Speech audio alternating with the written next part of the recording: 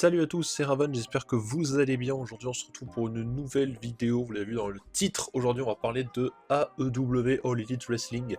Ça fait extrêmement longtemps que je voulais vous en parler, sachant que malheureusement pour des problèmes de temps, je n'ai pas pu vous proposer de review sur des shows qui malheureusement en valaient la peine, à savoir les trois derniers pay-per-view de la compagnie, à savoir All In, All Out et Wrestle Dream. Alors j'avais plus ou moins prévu de faire une espèce de review où je voulais englober un peu tous les shows, mais pour des questions de temps pareil, voilà, il aurait fallu que je revoie certains matchs parce que je me souviens plus exactement, malgré le fait que je prends toujours mes petites notes. Donc voilà, c'est un petit peu compliqué de faire un peu un best-of des trois matchs. Et dans tous les cas, maintenant, ne vous inquiétez pas. Dès qu'il y aura un show AEW, j'essaierai de le couvrir, quitte à ce que je le fasse tout seul pour des raisons de temps, parce que j'ai vraiment envie que la vidéo sorte. Donc voilà, ça restera un peu compliqué, mais je sais que chaque année on promet de parler un peu plus d'AEW, mais là c'est pour partir de maintenant. Je le ferai parce que voilà, c'est vraiment une fédération quand même qui vaut le coup sur énormément de choses, donc je tiens quand même à vous en parler. Également, je tiens à préciser qu'à l'heure à laquelle j'enregistre cette vidéo, je travaille sur un nouveau projet qui concerne une autre fédération. Si vous me suivez sur Instagram, vous avez dû vous en rendre compte. Donc si jamais ce n'est pas fait, eh ben, ceux qui l'ont vu, tant mieux. Sinon pour les autres, je vous laisserai découvrir ça. J'avais même plus ou moins parlé également, je crois, sur Twitter. Voilà, donc ça pourrait être vachement intéressant par une autre fédération qui n'est plus en activité à l'heure actuelle, mais que j'ai énormément apprécié et qui m'a également fait adorer un peu le circuit indépendant. Bref, aujourd'hui, la review de AEW Full Gear, je serai tout seul pour couvrir l'intégralité de cette review pour des questions de temps. Voilà, je préfère. Tant pis, ça va être un peu bizarre de parler tout seul, pas l'habitude. Mais pour AEW, voilà, ça pourra arriver de temps à autre. Ne vous inquiétez pas, Monsieur Viper sera bien de retour pour la review des Survivor Series. Voilà, logiquement, elle devrait arriver juste après cette vidéo ou juste avant. Mais bon, dans la logique des choses, ça devrait pas tarder à sortir. Du coup, ce AEW Full Gear, on va commencer par le 0 Hour, donc l'équivalent du kick-off pour AEW. Donc ce show, je rappelle, était en date du 18 novembre. On était depuis le Kia Forum depuis la Californie, depuis Los Angeles en Californie, qui est une salle assez mythique quand même, pour ceux qui connaissent un petit peu. Et du coup, voilà, je vous rappelle que le show était commenté par Excalibur, Nigel McGuinness, Tony Schiavone et Stokely Hathaway. Pour ceux qui souhaitent voir le Zero Hour, je vous rappelle qu'il est disponible en intégralité, commenté en VO bien évidemment sur la chaîne YouTube d'AEW. Et c'était un kick-off plutôt pas mal. Je ne vais pas dire que c'était des matchs incroyables. La plupart des notes cage match, parce qu'on va y revenir dessus, vous êtes habitués, restent au-dessus de la moyenne pour la plupart. Donc voilà, j'ai passé un moment pas trop mal. Ça a fait le taf.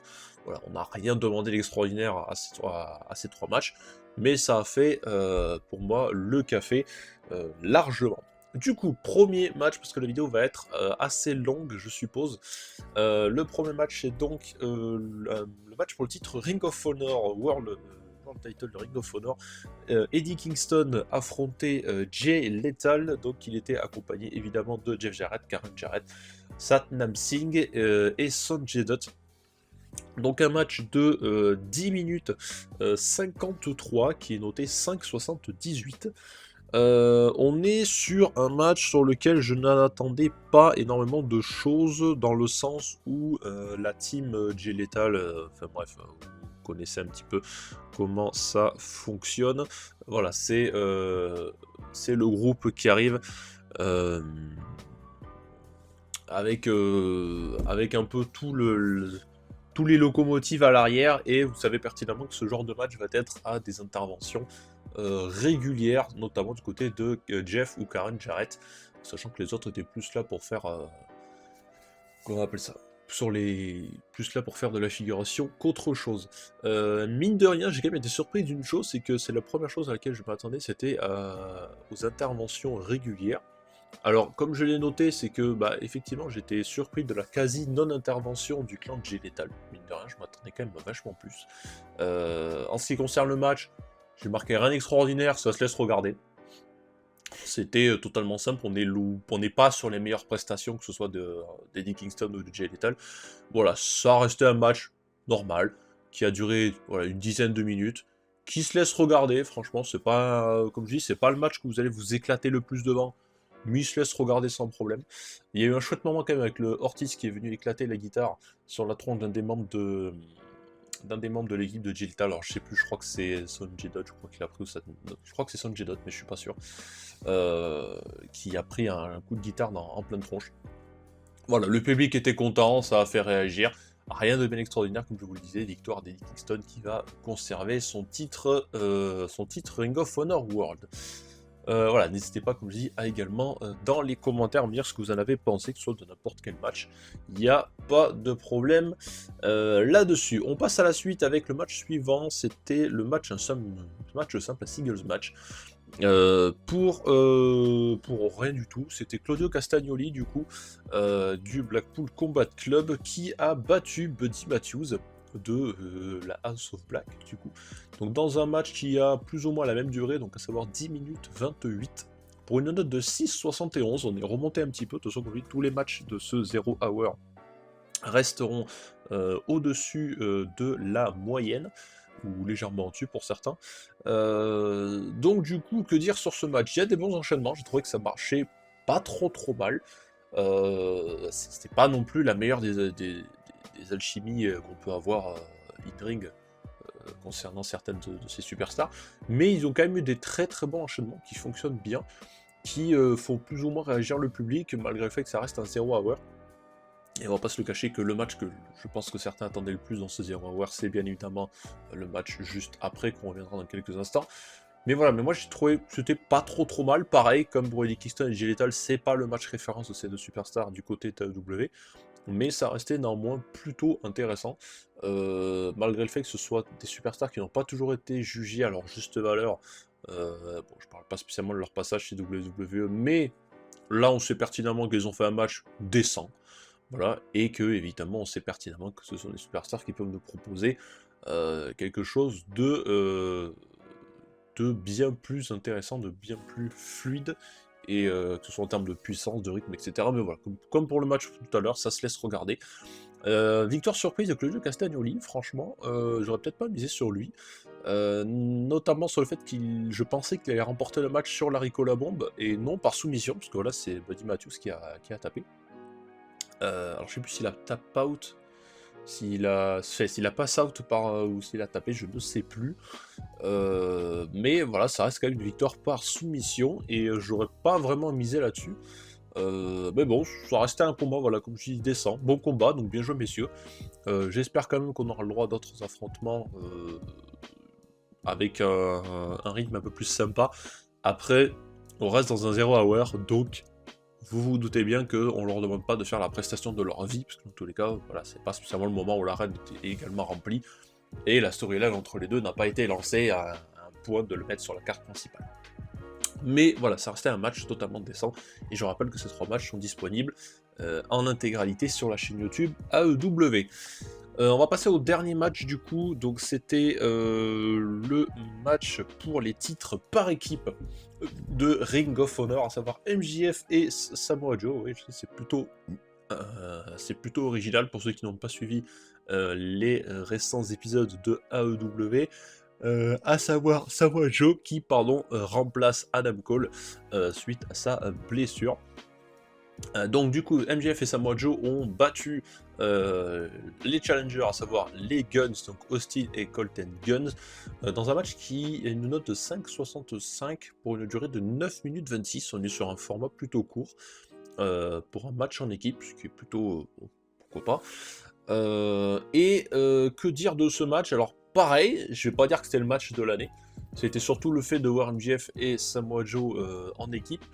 Donc on a eu quand même des choses plutôt intéressantes. Voilà, on a eu un très beau topé suicida de Samoa Joe sur un des Guns vers l'extérieur. Donc du coup, belle réaction du public. Voilà, c'est vrai que Samoa Joe, quand on imagine toujours son gabarit, c'est assez compliqué de le voir faire des topés. Mais pourquoi pas, voilà, le public était quand même assez réactif au match. Et évidemment, ils adorent interactions pardon, entre MJF et Samoa Joe. Voilà, ça fait toujours réagir, sachant que c'était le dernier match, donc la salle était, je pense, c'était pas loin d'être quasiment remplie, si ce n'est, elle était peut-être totalement remplie, je ne sais pas, mais en tout cas, elle avait plus l'impression comparé aux 2 premiers matchs. Et c'est normal parce que MJF, on va pas se le cacher, hein, c'est un peu, surtout actuellement, un peu l'attraction de All Elite Wrestling avec tout ce qui s'y passe, notamment autour de toutes les personnes qui réclament une opportunité à son titre majeur. Mais bon, pourquoi pas, c'était quand même plutôt intéressant à suivre.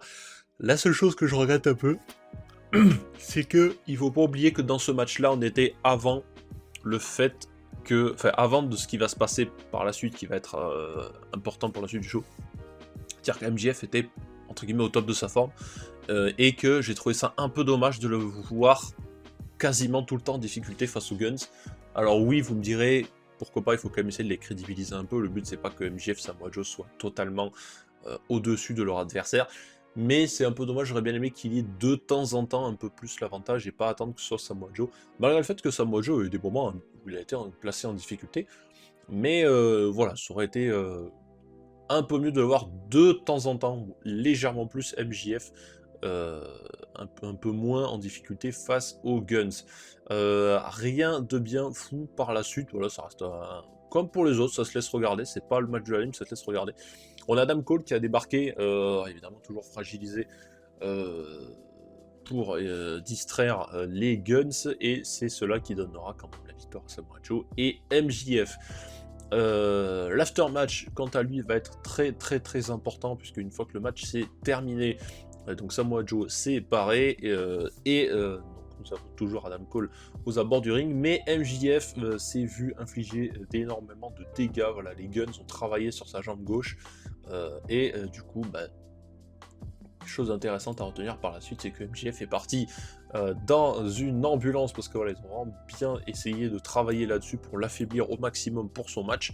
Adam Cole étant spectateur, ne pouvant pas intervenir là-dessus, donc c'est là que la suite du show va être intéressante, parce que voilà, la question c'est est-ce que MJF va devoir abandonner son titre, mais voilà, pendant qu'il partait à l'ambulance, on a clairement pu lui entendre dire à son meilleur ami maintenant, Adam Cole, ne le laisse pas prendre mon titre, ne le laisse pas prendre mon titre, voilà, c'est tout ce qu'il a pu hurler dans le camion, donc on se doute bien que sur cette fin de Zero Hour, la suite allait être intéressante. Qu'est-ce qu'allait pouvoir faire W pour pouvoir essayer de combler peut-être l'absence ou le fait de rendre le titre vacant ou quoi que ce soit.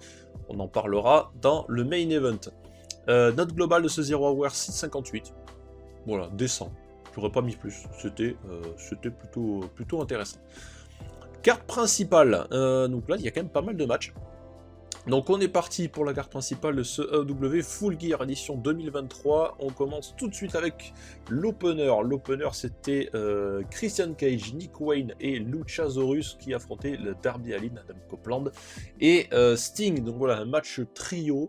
Qu'est-ce que j'ai pu noter d'intéressant? Alors oui, l'entrée au début, donc l'image d'Adam Copeland, Sting, Darby Allin avec les bats, c'est quand même dingue en 2023. On est quand même dans une année plutôt fun. Le public qui chantait encore le thème d'Adam Copeland, ça c'est super. Voilà. Ça c'est comme pour l'entrée de Chris Jericho, ça chante tout le temps. Donc ça c'est plutôt sympa. Le chant Who's Your Daddy du public envers Nick Wayne, c'est plutôt fun quand on sait un peu la position qu'a Christian Cage au sein de ce groupe. On va pas se le cacher, c'est plutôt sympa.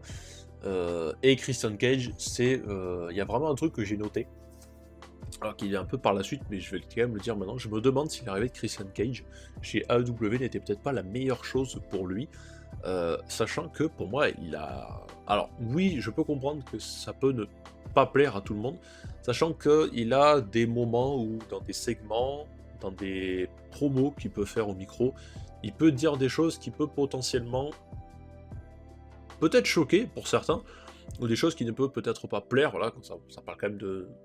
ça joue les problèmes familiaux, etc. Je peux comprendre, moi-même, j'en suis pas fan plus que ça. Mais Christian Cage, qui joue avec le public, c'est quand même plutôt top, parce qu'il est d'un détestable au plus haut point. Il va pas arrêter pendant plusieurs moments, à chaque fois, que ce soit entre distraire l'arbitre, attaquer quelqu'un dans le dos, empêcher Adam Copeland de rentrer, voilà, en allant derrière lui, lui tirant la jambe au moment où Darby Allin comptait faire le changement. Et voilà, il est au top, il est super, il est génial, il fait rager, on a envie de lui exploser la tronche. Mais comme je dis souvent, et comme le disait quelqu'un que je connais très bien, si un heal vous énerve, c'est qu'il fait bien son travail. Donc là, ça n'a jamais été aussi vrai, pour le coup. Et voilà, il y a quand même quelque chose à noter, c'est que Darby Allin a pris tarif sur l'entièreté du match, et ça a quand même été montré comme l'homme faible de cette équipe. On parlera également du chokeslam dévastateur de Luchasaurus qui a porté Darby Allin, qui l'a balancé à l'extérieur du ring alors qu'il s'est rattrapé sur l'apron. La chute est terrible, le bruit est terrible. Je ne sais pas comment Darby Allin fait pour rester vivant après tout ce qu'il prend. Et là, pour le coup, c'était vraiment... Ah, ça faisait peur. On va pas se le cacher. L'impact était plutôt violent. Pardon. Donc, il faut absolument que vous voyez ce moment, parce que voilà, c'est quand même plutôt dingue. Désolé si je baille, j'enregistre cette vidéo le matin. On continue dans la suite de ce match avec un magnifique Sunset Flip Powerbomb de Darby Allin sur Nick Wayne depuis le coin, c'était plutôt joli. Alors effectivement, vous aviez peut-être oublié ou pas que la team d'Adam Copeland, Sting, Darby Allin était accompagnée de Ric Flair. Alors qui est venu Ric Flair un peu faire coucou, il a mis 2-3 ATMI sur Christian Cage avant que celui-ci riposte avec un low blow, hein, et ne vous inquiétez pas, des low blows vous allez en voir pas mal de fois dans la soirée. Donc rien de bien extraordinaire, si c'était que par la suite Christian Cage va vouloir récupérer son titre TNT pour frapper un de ses adversaires avec, malheureusement je crois que c'était Adam Copeland en plus, si je dis pas de bêtises. Et voilà, il va y avoir une esquive et c'est Luchasaurus qui va le prendre en pleine poire. Et par la suite, nous avons bien notre Christian Cage qui prendra la fuite, clairement, et qui partira dans le public pour laisser son équipe en handicap de 3v2, ce qui terminera le show. À la fin, on a le droit à quelques enchaînements, et victoire des faces. On commence bien, victoire des gentils, le public est content, c'est tout un bon opener. Pareil, ça se laissait regarder. 15 minutes et 10 secondes pour ce match, pour une note de 6,67. C'est à peu près la note que j'aurais mis un petit 6. Voilà, c'est comme pour le reste, c'est pas un match incroyable, hein, on va pas se le cacher. Et disons qu'en fait, sur ce show, il n'y a pas eu de matchs incroyables qui ont révolutionné, mis à part un ou deux, on en reviendra après, mais c'était des matchs plutôt sympas. Voilà, ça restait totalement décent. Donc voilà, victoire des Faces. Et le show commence, ma foi, plutôt bien. Par la suite, on a un petit segment, on a Tony Schiavone qui rentre dans l'arène et qui déclare que MJF est plus ou moins inapte au combat. Donc la logique des choses voudrait que Jay White récupère le titre, sachant que Jay White a rejoint Tony Schiavone. Mais Adam Cole, du coup, qui débarque et qui a promis MJF de ne pas les laisser prendre le titre. Donc c'est bien Adam Cole qui prendra la place de MJF dans ce match. Pour ce main event de cette soirée, sachant qu'Adam Cole, visiblement, est clean médicalement pour pouvoir se battre. Bon, ok, c'est très très très logique, mais bon, pourquoi pas, hein, je pense que la santé des gens, hein, on en reviendra par la suite. Du coup, on va passer au match suivant. Match suivant, c'était pour le titre international, AW international, le titre de Orange Cassidy, accompagné de Hook qui défendait contre Jon Moxley, lui-même accompagné de Wheeler Yuta. Un match de 12 minutes 04, noté 6,97. Pareil, j'aurais pas mis plus, c'était bien. C'est pas le meilleur affrontement qu'il y a eu entre Orange Cassidy et Jon Moxley, sachant que j'ai trouvé quand même qu'il y avait une énorme domination de Jon Moxley sur, pas la quasi-totalité du match, mais une énorme partie. Il y a eu des enchaînements plutôt cool là, quand on a vu Orange Cassidy enchaîner les coups de boule sur Jon Moxley pendant que les deux étaient assis en haut du coin au niveau de la troisième corde avec les premières gouttes de sang qui apparaissent. Vous me direz, lol, c'est du Jon Moxley donc c'est normal, hein. Voilà. Il y a eu quand même des choses plutôt intéressantes. Voilà, le petit dégagement de Moxley à 1, mais Cassidy qui récupère quand même les avantages. Il n'a pas énormément eu d'avantages sur ce match. Et on va pas se le cacher, Jon Moxley a quasiment résisté à plus ou moins tous les assauts d'Orange Cassidy. À chaque fois, il avait toujours le truc pour essayer de contrer, de revenir avec son style brutal, hein. On va pas se le cacher, Jon Moxley a un style quand même très brutal dans le catch. Et voilà, pour moi, il avait toujours ce petit avantage que n'avait pas Orange Cassidy, mais ça l'empêchera pas quand même, mine de rien, de conserver son titre avec l'enchaînement de Orange Punch. J'ai arrêté de compter à un moment donné, mais il a fallu dépasser les 3 Orange Punch pour faire en sorte que Jon Moxley ne se lève pas, parce que mine de rien, il était quand même encore debout et il tentait de revenir à certains moments. Mais mine de rien, voilà, c'était quand même assez barbare, on va pas se le cacher. C'était plutôt plaisant à suivre, donc bravo quand même Orange Cassidy pour avoir conservé. Je fais un format plutôt express, comme je vous dis, je suis tout seul pour parler de tous les shows, et je vous cache pas qu'il va falloir que j'aille boire un litre d'eau à la fin de cette vidéo. mais voilà, non, c'était plutôt décent. Comme je le dis, c'est pas le match le plus intéressant d'Orange Cassidy et de Jon Moxley, mais ça restait quand même plus ou moins propre. Donc, pourquoi pas. Victor d'Orange Cassidy, du coup, qui conserve son titre international.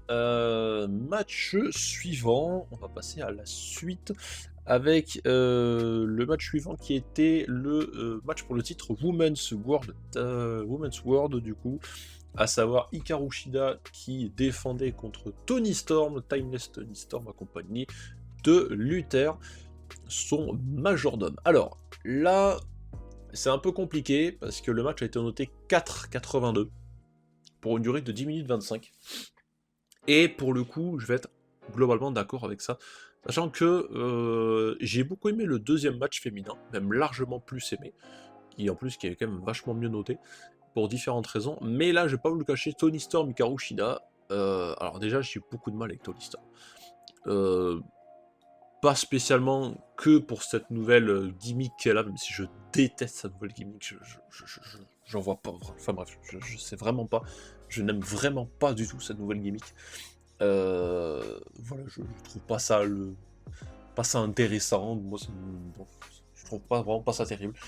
Et franchement, Toni Storm, je trouve qu'elle en fait des caisses avec ce nouveau personnage qui pour moi est c'est agaçant, mais non pas dans le sens où oui c'est enfin, je sais même pas si c'est une heal ou une face, parce qu'il y avait quand même eu des réactions qui étaient plutôt intéressantes pour Toni Storm, mais j'ai vraiment eu du mal dans ce match, j'étais pas investi, j'ai trouvé 10 minutes, alors oui c'est pas extrêmement long en soi, mais j'ai trouvé vraiment long parce que je n'étais pas investi dedans, et pour moi voilà, elle a fait tout le temps des caisses sur tout le match. Il y a eu des tentatives de triche, que ce soit avec le coup des chaussures, etc. Mais voilà, comme je le dis, mon investissement dans le match était discutable, pour rester poli. Voilà, finalement, il y a quand même eu, comme je dis, quelques tentatives où Hikaru Shida était prête à balancer des coups de kendo stick sur Toni Storm, pendant que l'arbitre disait non, fais gaffe à ce que tu fais, parce que bon, voilà, c'est finalement Luther, le majordome, qui prendra des coups de kendo stick. Mais voilà, il y a quand même quelque chose qui m'a saoulé, mis à part le fait que je trouve Toni Storm ridicule. Voilà, c'est vraiment le segment final de ce match, à savoir Toni Storm qui se passe quelque chose sur le fiac. Je sais pas si c'est une genre de petite plaque en métal, ou je sais pas trop ce que c'est. Voilà, mais il y a eu un moment où elle allait vouloir porter un peu ce que faisaient les Usos, là, quand ils font ouh, le public fait saut, et que voilà, le fameux face contre face, si vous avez la référence de Monsieur Christophe Ajus. Là, c'était un peu la même chose, donc en fait, voilà, elle s'est mis une genre de petite plaque métallique ou je sais pas trop quoi au niveau du fiac, et voilà, et en gros, il y a une première tentative où elle avait commencé à courir dessus, mais elle s'est mise à hurler dans tous les sens, à faire demi-tour pour se la replacer, puisque l'arbitre allait, dans ma logique, aller la griller, sauf que pas du tout, non, absolument pas.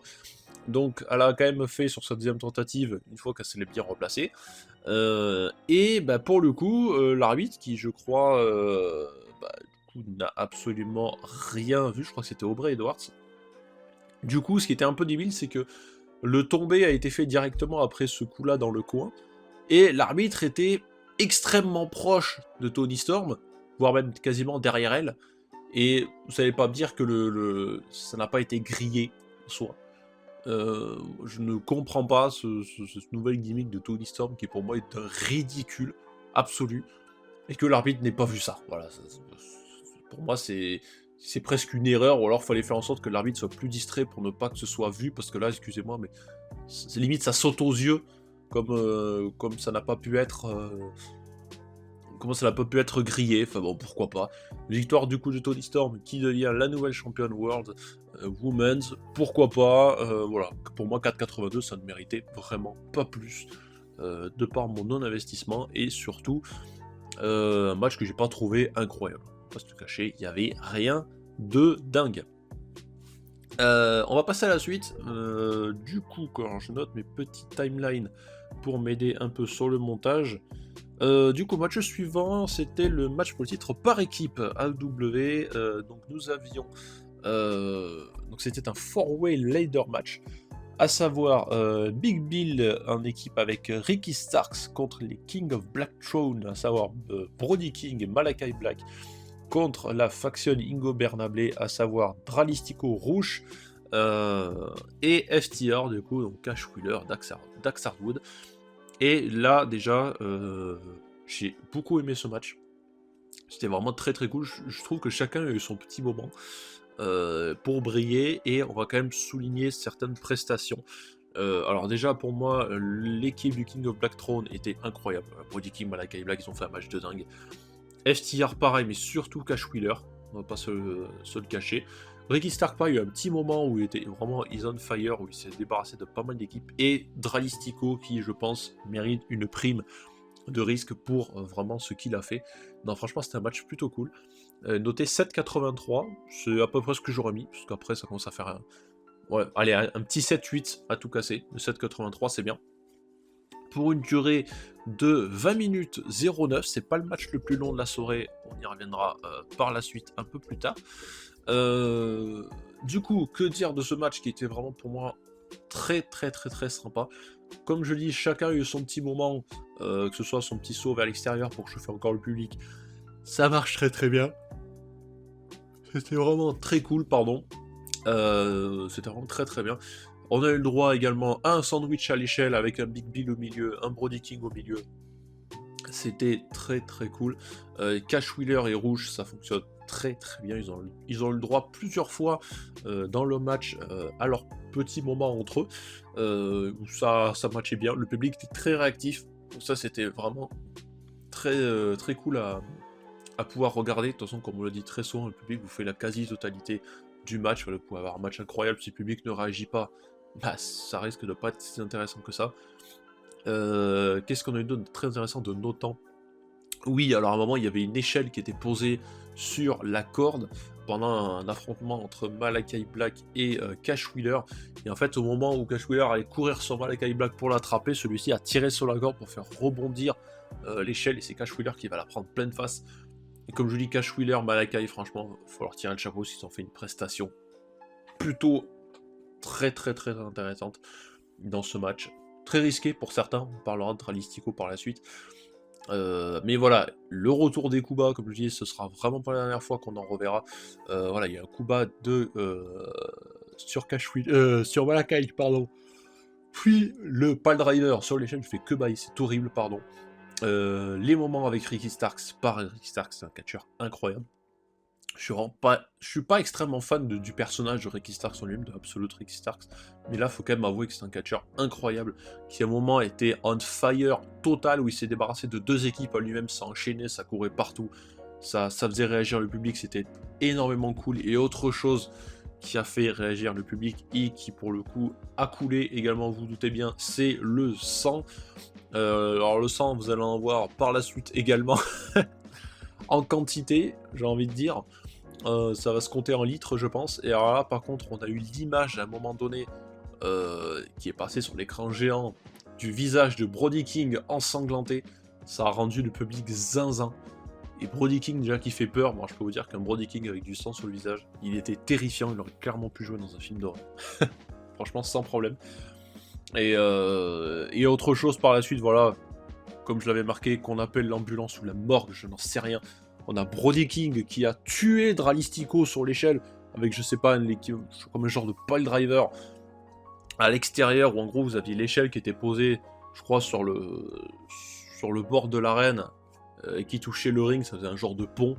Et alors là, bon, catastrophe. On a tué Dralistico, pour le coup, on l'a vraiment tué.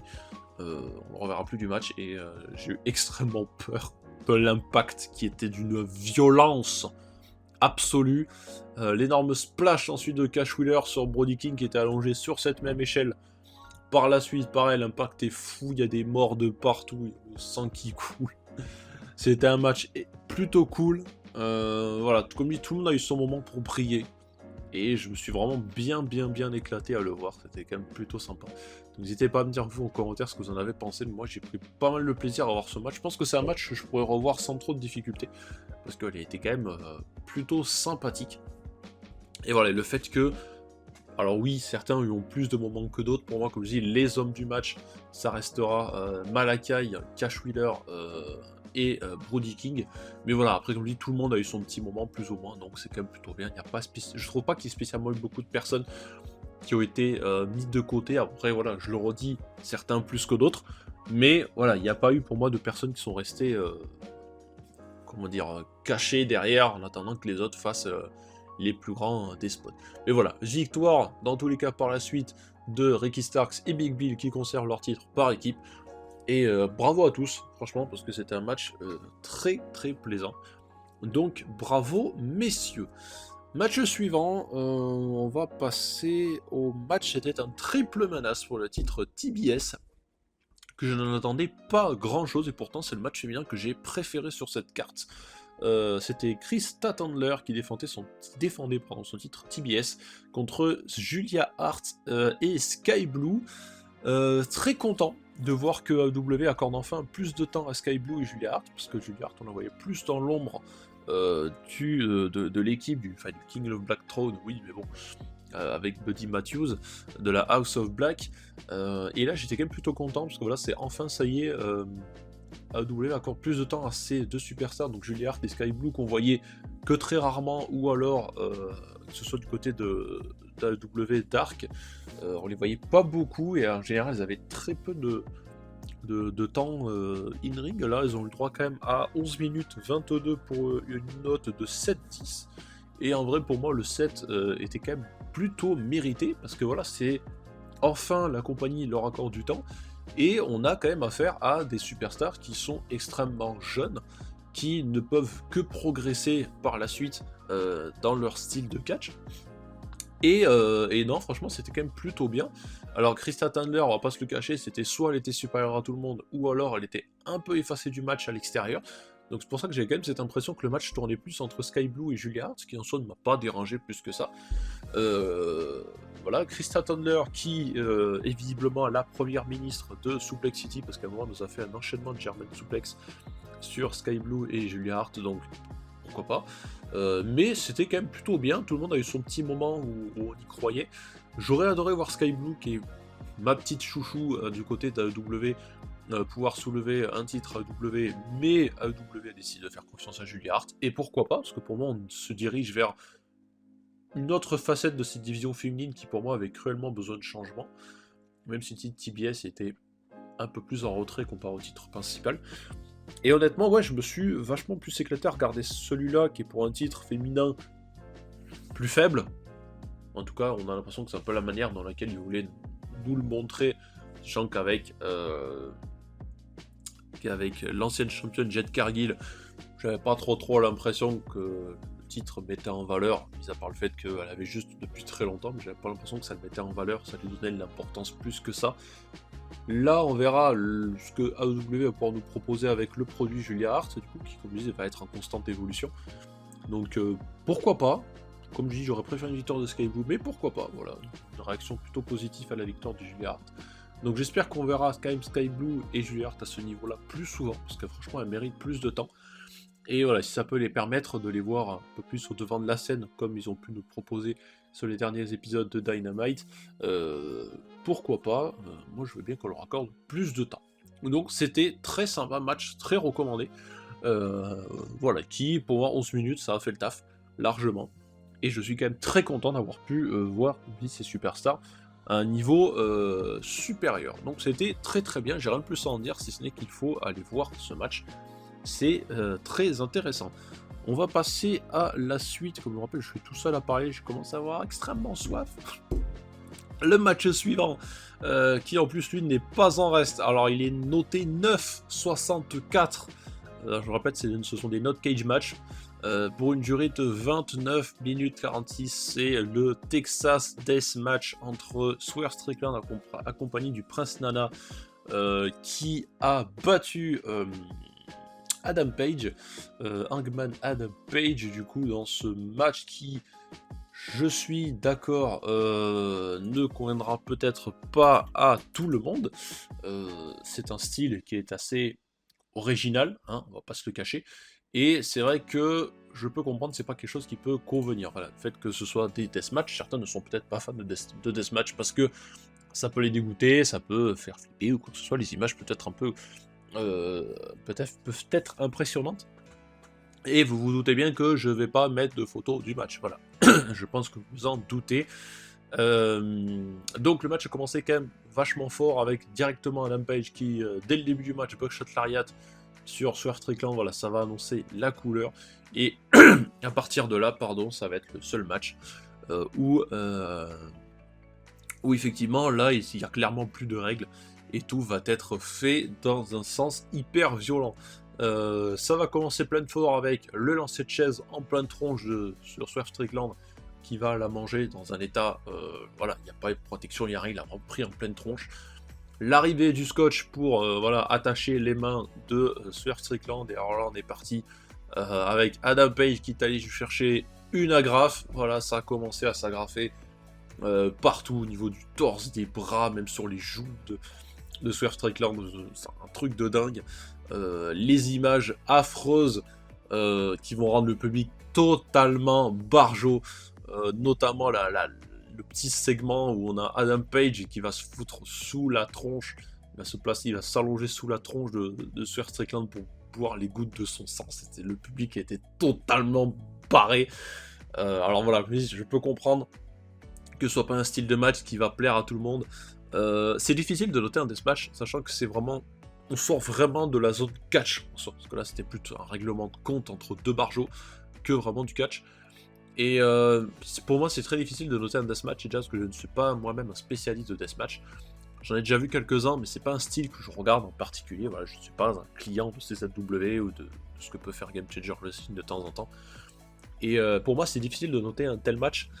Voilà, sachant que comme je dis, c'est une autre facette du catch.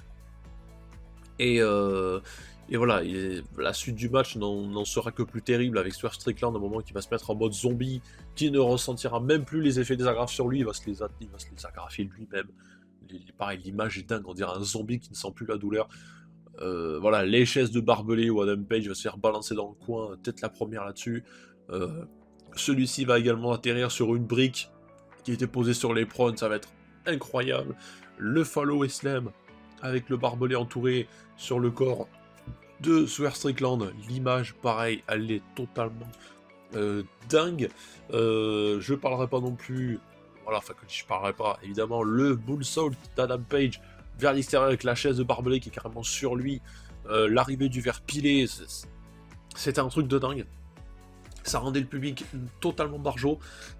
Et c'est que dans ce type de match de fédération là que comment on appelle ça, que ce sera autant le bazar, parce que là, comme je l'ai dit, clairement, on va pas se le cacher, c'est un style de match, comme je dis, qui ne peut pas plaire à tout le monde, mais qui, pour les fans de Deathmatch, je pense, ont été servis.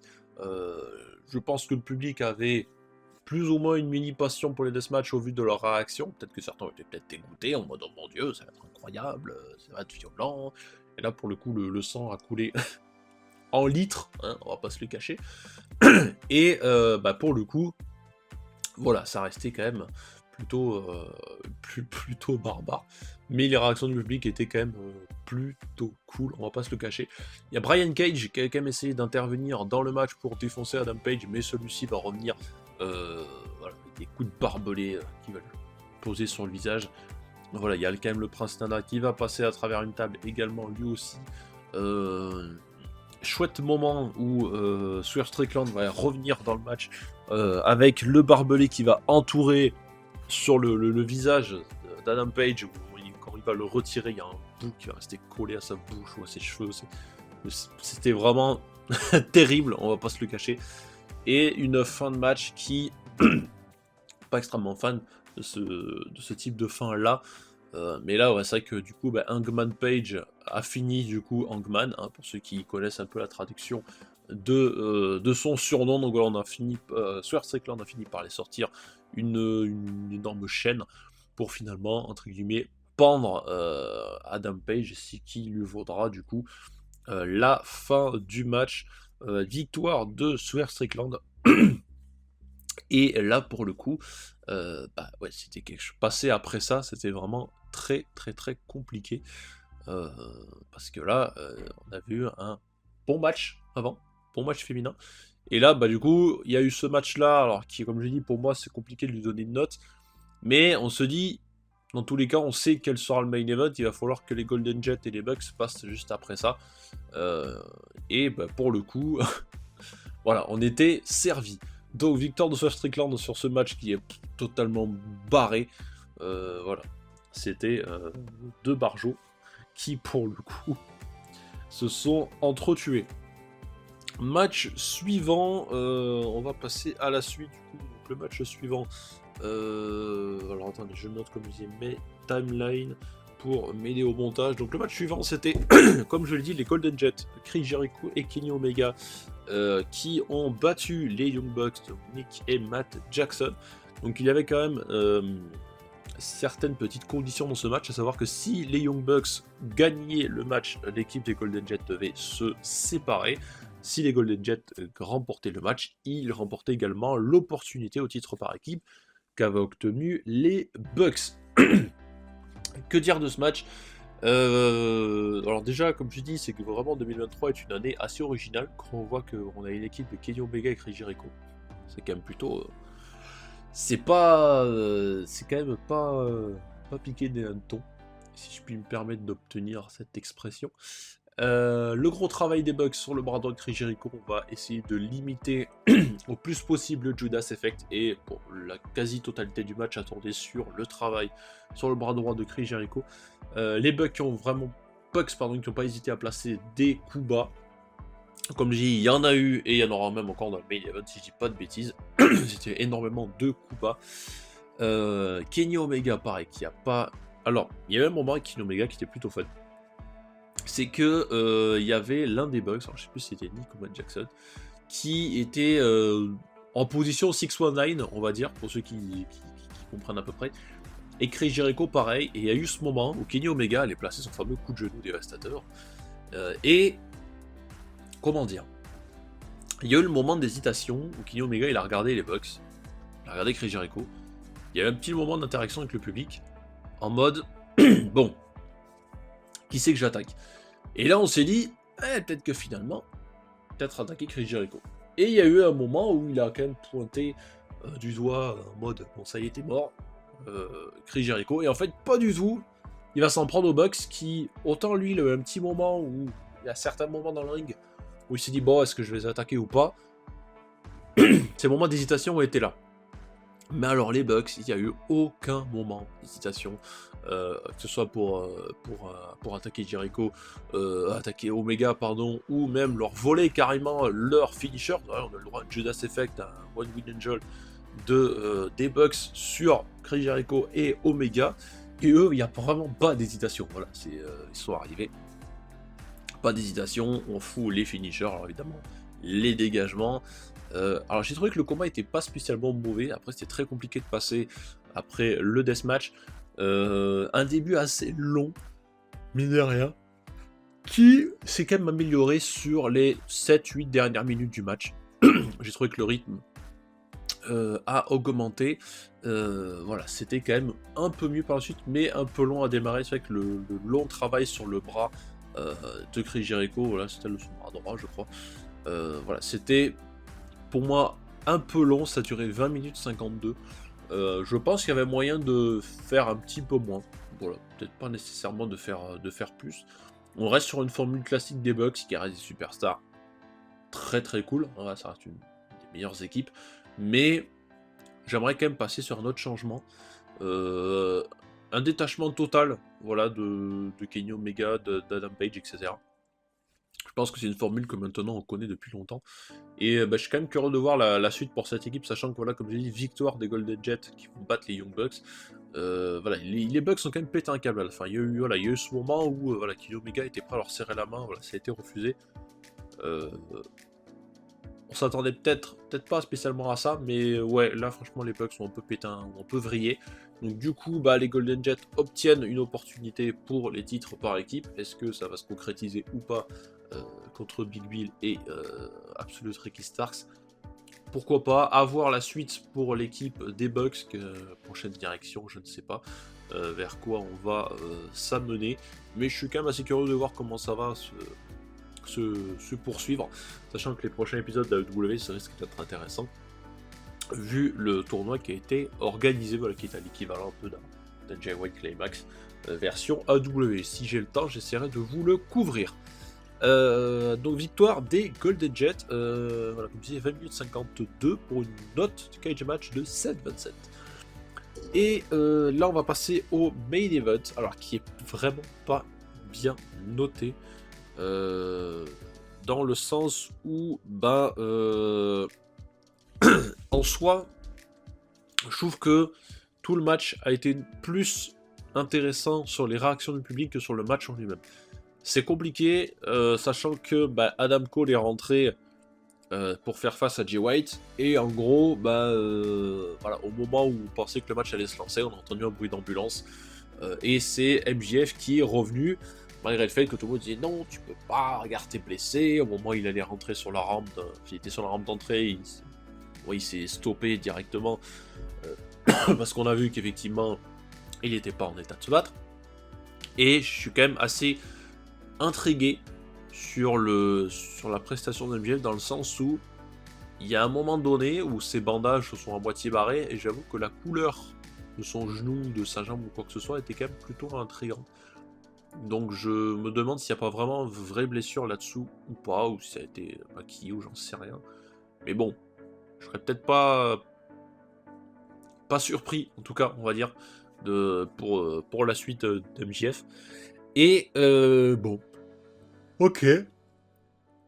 Donc on se dit, pourquoi pas, MJF va revenir. Donc l'arbitre qui a joué un petit peu avec le public pour sortir les guns, même si les guns on les reverra par la suite. Mais voilà, c'était plutôt cool, le public était content de voir l'arbitre les mettre dehors.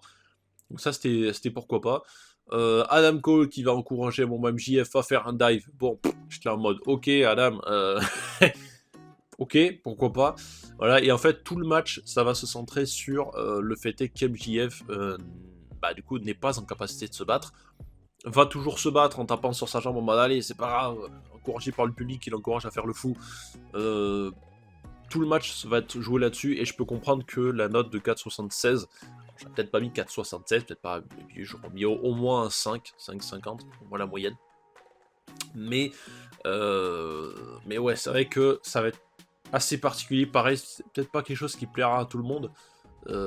Sachant que là pour le coup du héros qui n'abandonne pas, de mettre MJF, c'est vrai que ça peut être assez surprenant, mais voilà, il y aura quelques moments sympas. Alors bon, à un moment il y a Jay White qui sera posé à la table des commentateurs, où elle va casser avant même qu'MJF fasse son saut, bon, pourquoi pas, mais cela n'empêchera pas quand même de faire une très belle descente du coup d'MJF depuis la 3ème corde. Il a sauté à l'extérieur sur Jay White qui était allongé sur ce qui restait de la table des commentateurs. Voilà, il y a eu des choses quand même plutôt sympas, voilà, comme un avalanche Uranagi de Jay White depuis la 3ème corde sur MJF. C'était plutôt drôle, énorme moment magnifique, pareil de MJF qui va nous placer à l'équipe, je sais pas, un cutter, un RKO sur Jay White qui était debout sur l'apron. MJF qui va courir pour le choper en position de RKO pour atterrir à l'extérieur du ring. Le moment est vraiment très très cool. Donc c'était quand même plutôt sympa, il y a eu des choses intéressantes, c'est pour ça que j'irais peut-être pas mettre non plus une note en dessous de 5, qui pour moi non plus n'est pas le match de la soirée.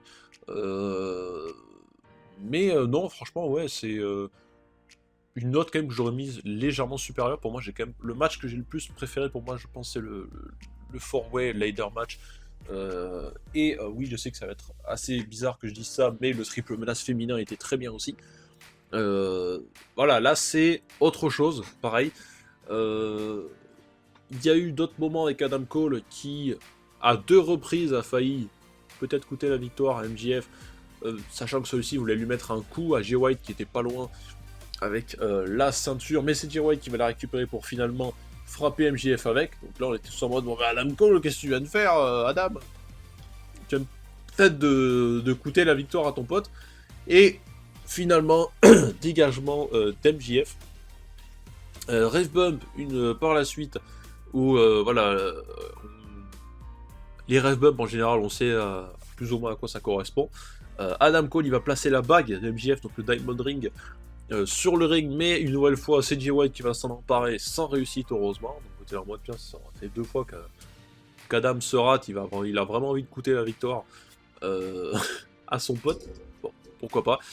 Voilà, on a les Guns qui sont arrivés par la suite, mais sans succès parce que MJF il les a gérés sans souci. Le coup du Diamond Ring, pas vu par l'arbitre sur Jay White, et c'est ce qui permettra à MJF de conserver son titre World. Est-ce que Samoa Joe sera le prochain challenger? C'est possible. Est-ce que la blessure d'MJF est réaliste ou pas? C'est une possibilité également. Comme je dis, donc c'était long, pas se cacher, 29 minutes 44. C'est voilà, à 2 secondes près, c'est l'équivalent du Texas Deathmatch. J'ai trouvé ça long, pas se le cacher, j'ai trouvé ça long. Après, la note Cage Match pour moi, sur, sur les votes, entre guillemets, de 4,76. On rappelle, ce sont des notes qui sont sur des votes, hein, évidemment. Ce ne sont pas les notes attribuées par autre que les utilisateurs. Mais 4,76 pour moi, ça reste une note que je donne toujours les notes attribuées au vote. Pour moi, le vote, c'est nous, en fait, tout simplement. Le vote, c'est nous, c'est-à-dire ce sont les gens qui regardent. Et pour moi, c'est plus intéressant, ça. Donc, on est quand même sur voilà, du 4,76, je trouve ça un peu faible. Sur les 536 votes qu'il y a eu. Après, voilà, comme je dis, je peux comprendre que c'est pas un style de match qui peut plaire à tous. Dans le sens où voilà, c'était vraiment centré que sur la blessure d'MJF, et certains pourront dire, bon, vas-y, c'est un peu chiant à force, etc. Mais bon, voilà, c'est comme ça reste les votes plus ou moins des utilisateurs. Dans les notes générales, pareil, après, c'est un truc que je fais pas spécialement souvent, mais on a quand même du 7, du 8, hein, on a quand même du 10 sur 10, alors peut-être pas abusé. Voilà, on a du 7, du 7, du 6, du 9, du 7, du 8, donc ça reste quand même des notes générales plutôt intéressantes. Et on est sur une note générale de show de 7,27, qui pour moi est une note qui est totalement respectée. C'était un bon pay-per-view, mine de rien. J'espère pouvoir vous en courir plus souvent, un peu comme je dis maintenant, tant pis, je serai tout seul peut-être des fois, mais je le ferai. Là, le prochain rendez-vous, je crois qu'il y a des épisodes particuliers, il y a Winter is Coming, je crois, ou ce genre de choses, et également le tournoi AEW, donc si jamais j'ai le temps de pouvoir vous en parler, ce sera avec plaisir. Voilà, n'hésitez pas à vous à me dire dans l'espace commentaire ce que vous avez pensé de ce show AEW, et promis, j'en parlerai plus souvent, voilà, c'est officiel breaking news, je trouverai le temps de le faire, parce que ce sont souvent des shows qui valent le coup d'être regardés, et comme je dis, je suis désolé de ne pas avoir pu couvrir All In, All Out et Wrestle Dream, et ça sert un peu à rien que je vous sorte des reviews maintenant, voilà, sachant que les shows étaient plus à partir du mois d'août pour certains et septembre, et que l'heure à laquelle j'enregistre cette vidéo, nous sommes le 29 novembre, j'ai quand même déjà 10 jours de retard comparé déjà à la date de diffusion de Full Gear. Voilà, c'était Raven, j'espère que ça vous aura plu, n'hésitez pas à me dire tout ça en commentaire, n'hésitez pas à vous abonner également, et à venir me suivre sur Instagram et Twitter, sur lequel je donne régulièrement des informations sur l'actualité de la chaîne. On se retrouve très bientôt pour les prochaines vidéos catch pour les achats du moment, ou la petite surprise qui va arriver courant mois de décembre. Je vous fais plein de bisous, et à très très bientôt.